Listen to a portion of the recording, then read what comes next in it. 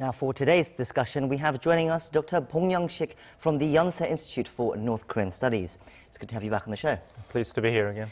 So the groundbreaking ceremony for the rail and road project was held successfully on Wednesday, and it was quite a modest affair, actually, but it was also quite meaningful. What did you make of the events from yesterday?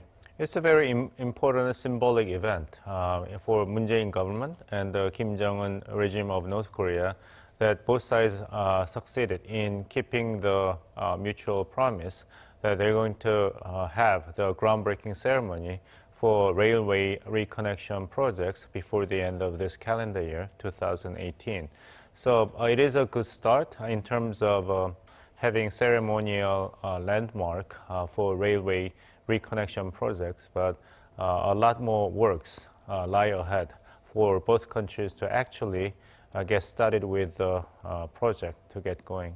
What are some of those extra work that you mentioned that we need? Well, the reason why both sides succeeded in having this groundbreaking ceremony was due to the fact that the United Nations Security Council Sanction Committee granted approval to the sanction waiver for UN Security Council Resolution 2397, which prohibits any transfer or export to North Korea, transport vehicles, heavy machinery, industrial equipment, and industrial metals. So this is just a one-time exemption from the existing sanction, mainly the UN Security Council Resolution 2394. So without North Korea taking concrete steps toward the denuclearization, the sanctions, including UN Security Council Resolution 2397, will remain in place. So actual railway modernization and reconnection projects cannot start. So what can start now? Now, what happens next? Because, as you said, the sanctions remain in place, but they've held this groundbreaking ceremony, so it's the start to something. What happens now? Well, the easy answer to your question is that the sanction relief has to be made. Usually the United Nations economic sanctions would be waived or abrogated in reverse order. So the first United Nations Security Council resolution to be abrogated would be 2397, which prohibits transportation of a lot of important machineries and metal equipments that are essential for these projects to be started. So, as I said, that it is up to North Korean regime to take concrete actions for denuclearization. Then the international community's perspective on North Korea's intentions for complete denuclearization will change. Then thereby, as a result, the United Nations Security Council would grant the waivers of sanction relief on North Korea. Then we will have the railway reconnection projects to get started. Important point here is that despite protests that reiterate messages by North Korean authority, South Korean government alone cannot get the ball moving. All the intentions are there, but it requires more than just consent from Moon Jae-in government of South Korea for these inter-Korean railroad projects to get started. So despite what South Korea wants, I mean, South Korea is very much tied up in the limitations of being in the UN and being allies with the US. I mean, the North Koreans, though, they're trying to push on either side. For example, we didn't hear in that report just now, but the North Korean vast railway minister, in his speech yesterday, he made this comment that he said, if we are too sensitive of what others think, unification will never happen. And it seems to be in reference to the South Korea-U.S. relationship. Do you think it betrays perhaps Pyongyang's frustrations at the situation, whether they want to go on forward, but South Korea aren't perhaps throwing away their old alliances? You can read the frustration, if not disappointment, of North Korean regime toward the Moon Jae-in government of South Korea, failing to live up to the spirit of the national solidarity. In the eyes of North Korean government officials, the South Korean government has been too, I would say, inactive in promoting inter-Korean economic cooperation, while highlighting the need for security alliance with the United States. Well, but South Korean people have their own choices. between peaceful unification with North Korea and maintenance of peaceful coexistence of North Korea and national security. So it is up to South Korean public to choose whether they would prioritize rapid unification with North Korea as it is, or it would take time to see whether North Korea will be fundamentally transformed into a country that will have the respect for human rights, liberal democracy, market economy, and keeping entire Korean Peninsula free from nuclear weapons. You have to take into account the demographic changes in South Korean society. Majority of South Korean population today do not have any direct experience or personal memory of ethnic nationalism or the days they used to live together as people in one Korea. So these young generations in South Korea approach the issue of unification with North Korea from perspectives that are quite different from the perspectives of the Korean War generations, based upon ethnic homogeneity or blood nationalism. So without securing their support, young generation's support, then the Moon Jae-in government's effort to galvanize the public opinion in favor of moving really fast with North Korea toward ultimate goal of peaceful unification will not gain too much traction.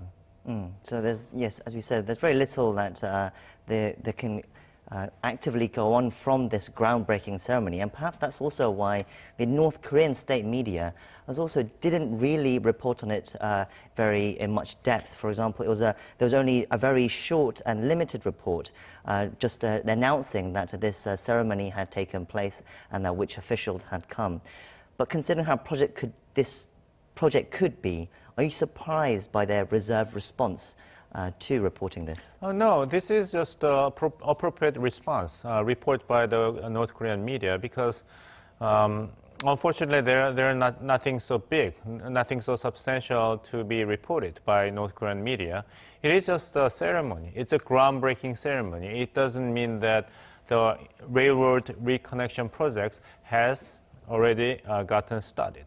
Even President Moon Jae-in of South Korea tried to tone down the significance of this ceremony in his press conference on his way back from the G20 summit meeting from Argentina. He did not describe this as a groundbreaking ceremony because he did not want to make any implications that this would be in conflict with the existing United Nations Security Council Resolution 2397. So he said that he would prefer to call this office opening ceremony, 개소식 in Korean language. So both sides tried to downplay this ceremonial event as ceremony.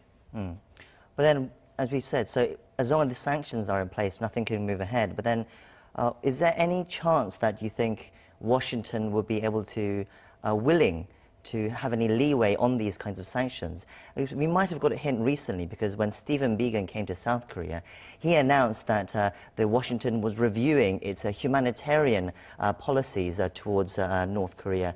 There's policies for humanitarian aid. So that perhaps suggests that Washington is now ready to open a few doors to perhaps negotiate with North Korea, or is that going too far, do you think?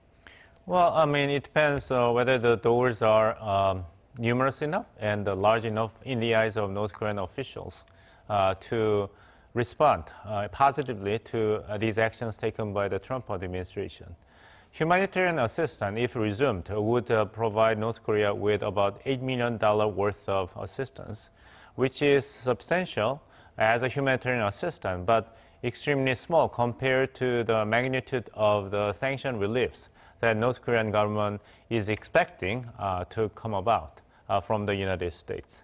So this is just a small carrots provided by the Trump administration to give additional incentives to Kim Jong-un regime to come out and talk with Washington about denuclearization and building mutual trust, as both leaders had agreed in the Singapore summit meeting in June 12th. So it is up to North Korean regime to decide whether to seize these opportunities provided by the Trump administration, or it will continue to evade any high-ranked official meetings with the Trump government, including the potential second summit meeting between Kim and Trump. And even if the United States would agree on sanction reliefs, the railway reconnection and modernization projects have to overcome a lot of big hurdles. In North Korean economy, railway transportation accounts for 75%, 3/3 of transporting people, and 90% of the transporting freight, compared to South Korean economy depending upon railway system for about 25% of the passenger transportation and only 5% of the cargo transportation. And only 3% of the entire North Korean railway system has multiple tracks. So North Korean railway system has not been updated since liberalization from Imperial Japan in 1945. The average speed of a North Korean train, testify the writers, including the South Korean reporters who rode on the North Korean trail to witness the explosion of the Punggye nuclear test site. It is only as fast as a bicycle riding. The average speed is about 40 kilometers per hour, even slower than that, compared to average speed of KTX of South Korea at 200 kilometers per hour. So you're talking about very two different systems to be amalgamated, and which will take multiple years to be completed. So we have to think about this economic project in a very, very pragmatic and the long haul. It has to be very much a long haul flight, especially at the moment. The first hurdle that needs to be overcome, it seems, though, is this denuclearization negotiations between Pyongyang and Washington. But at least there is some good sign that that is still on the table, because Trump, he once again reiterated in a tweet on Christmas Eve that progress with North Korea is being made, and that he still looks forward to a summit with Kim Jong-un again. So this points to the fact that Trump still wants this to happen. The question is, will it happen next year? Well, once again, the ball is in the court of North Korean government. It seems like it has been the Kim Jong-un regime evading any attempts by the Trump administration to have high-ranked official meetings. So if Kim Jong-un regime continues to engage in the same behavior, even the second summit meeting between Trump and Kim, which both leaders confirmed that they would like to have, may not take place in the early part of 2019. Then 2019 is likely to be like 2017, when both leaders exchanged very harsh words, and the cloud of the military conflict on the Korean Peninsula was regarded as a possibility. So it is up to the two leaders to narrow their gaps and realize high-ranked government-to-government meetings, including another summit meeting, in order to prevent the new year, 2019, from becoming like 2017, not rather peaceful 2018 that we enjoyed. Well, we'll have to keep an eye on that, how things develop in 2019, and we hope you're here as well to help us walk us through those as well with your insights as well. Definitely. Thank you very much.